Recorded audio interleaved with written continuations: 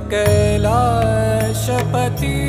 शिव शंकर, तुम हो भोले दया के सागर।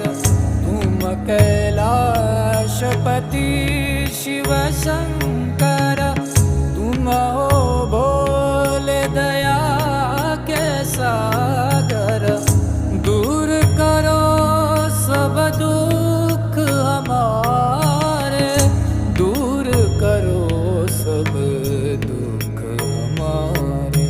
शंभो शंकर नमः शिवाय, गिरिजा शंकर नमः शिवाय। आदिदेव तुम नमः शिवाय।